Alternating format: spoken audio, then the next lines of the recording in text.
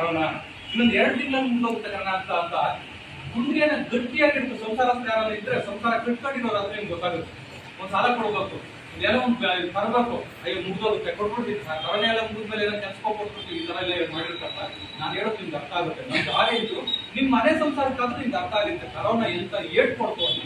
2 ವರ್ಷಕ್ಕಾದ್ರಿ ಸುಮಾರು 200 ಜನ ವರ್ಕರ್ಸ್, ಎಷ್ಟು ಪಾಪ ಅವ್ರು ಬದುಕೋಸ್ಕರ ಬಂದಿದ್ರು, ಸ್ಯಾಲರಿ ಕೊಡಕ್ಕಾಗಿಲ್ಲ, ಲಾಸ್ಟ್ ನ ಕಟ್ಕೊಳಕ್ಕಾಗಿಲ್ಲ. 250 ಜನ ಜಂಪ್ ಅಂದ್ರೆ ಏನು, ಅವರ ಕಾಡ್ದವ್ರು ಮದುವೆ ಇಲ್ಲ ಅಂತನೋ, ಬೇರೆ ಫ್ಯಾಕ್ಟ್ರಿ ಇಲ್ಲ ಅಂತನೋ, ಇಲ್ಲಿ 25,000 ಕೊಡ್ತೀವಿ, 5,000 ಕೊಡ್ಲಿ, ಸಂಸಾರ ನಡಿಬೇಕಲ್ಲ, ಹೊರಟು.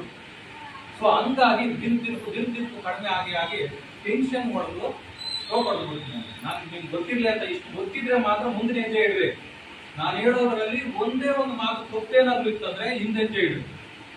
ಒಂದು ಮಾತು ತಪ್ಪಿಲ್ಲ ಅಂತ ಹೇಳಿದ್ರೆ ಮುಂದಿನ ಹೆಜ್ಜೆ ಇಡ್ರಿ. ಏನಾದ್ರು ಇಡ್ರಿ, ಮುಂದಿನ ಹೆಜ್ಜೆ ಇಡೋದಕ್ಕೆ ಒಂದೊಂದು ಮಾತು ಇಂಪಾರ್ಟೆಂಟ್. ಇವತ್ತು ನಮ್ಮ ಮೇಡಮ್ ಅವರು ಸುಮಾರು 10 ಜನ 100 ಜನ ನಮ್ಮ ಜೊತೆ ಇರ್ಬೇಕಾದ್ರೆ ನನ್ನ ಮಾತಲ್ಲಿ ಒಂದೇ ಒಂದು ತಪ್ಪು ಇದುವರೆಗೂ ಹೇಳಿಲ್ಲ. ಕಷ್ಟನ ಸುಖನ ನಿಜನ ಹೇಳಿದ್ರು. ನಮ್ಗೆ ನೋಡಿದ್ದ ಪರಿಸ್ಥಿತಿ ಇದುವರೆಗೂ ಏನ್ ಹೇಳಿದ್ವಿ ಎಲ್ಲಾದ್ರೂ ನಿಜ. ಇವತ್ತು ನಮ್ಮ ಮೇಡಮ್ ಅವ್ರ ಕೈ ಕೆಲಸ ಮಾಡ್ತೀವಿ, ಕಸ ಗುಡಿಸಿರೋದು ನಾನು. ಯಾಕಂದ್ರೆ ಕಸ ಗುಡಿಸೋ ಕೆಲಸಕ್ಕೆ ನಾವು ಬಿಫೋರ್ ಕೊರೋನಾ 35,000 ಕೊಟ್ಟಿದ್ದೇವೆ ಅಂತ. 35,000 ಇದೆಲ್ಲ ಕ್ಲೀನ್ ಮಾಡೋದಕ್ಕೆ, ಚೇರ್ ಕ್ಲೀನ್ ಮಾಡೋದಕ್ಕೆ, ನೋಡೋದಕ್ಕೆ, ಟೀ ಕಾಫಿ ಕೊಡೋದಕ್ಕೆ, ಇದಕ್ಕೆಲ್ಲ ಒಬ್ಬರು ಬೇಕು, ಕರೆಕ್ಟ್ ಆಗಿರೋರು ಬೇಕು. 35,000 ರೂಪಾಯಿ ಸ್ಯಾಲರಿ ಕೊಡ್ತೀವಿ ನಾವು. ಕಾಂಟ್ರಾಕ್ಟ್ ಎಲ್ಲ ಹಾಕಿದ್ವಿ, ಮೋಸ್ಟ್ಲಿ ನಿಮ್ಗೆಲ್ಲ ಬಂದಿರ್ಬೋದು. ಮೋಸ್ಟ್ಲಿ 35,000 ಕೊಡ್ತೀವಿ. ಆದ್ರೆ ಯಾವ್ದು ಕಸ ಗುಡಿಸಿದ್ರೆ ಸಾಕು, ಎಲ್ಲ ಕಸ ಕುತ್ಕೊಳ್ಳೋಣ ಅಂತ ಬೇಡ.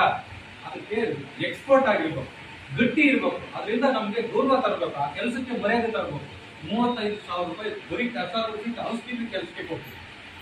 ರಿಸರ್ಚ್ ಇನ್ನೊಮ್ಮೆ ಅಪಾಯಿಂಟ್ ಮಾಡ್ಕೊಂಡಿಲ್ಲ, ತಾಕತ್ತಿರೋರು ಅದ್ರ ಬಗ್ಗೆ ಎಬಿಲಿಟಿ ಇರೋರು ಮಾತ್ರ ತಗೊಳ್ತೀವಿ. ಇಲ್ಲಾಂದ್ರೆ ಮೇಡಮ್ ಅವ್ರು ಇದಾರಲ್ಲ, ಯಾರೋ ಒಬ್ರು ಇದಾರಲ್ಲ, ಒಂದ್ ಸ್ವಲ್ಪ ಕೂತೋಗ್ರೆ ಹಂಗ್ ಕೊಡಲ್ಲ ನಾವು ಜಾಬ್ನ. ನೀನ್ ಯಾವ್ದ್ರಲ್ಲಿ ಪರ್ಫೆಕ್ಟು, ನೀನ್ ಯಾವ್ದ್ರಲ್ಲಿ ಪರ್ಫೆಕ್ಟು ಅದೇ ಮಾಡು. ಅಮ್ಮನ ಕೆಲಸ ಮಾಡು, ಅಜ್ಜಿ ಕೆಲಸನೇ ಮಾಡು.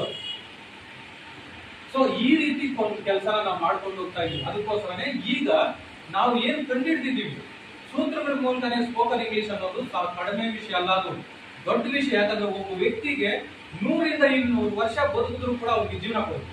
ನಾವು ಅಲ್ಲಿ ಒಂದು ಕೋರ್ಸ್ ಮಾಡ್ಕೊಂಡ್ರೆ ಸಾಕು, ಬೇಸಿಕ್ ಮೆಟೀರಿಯಲ್ಸ್.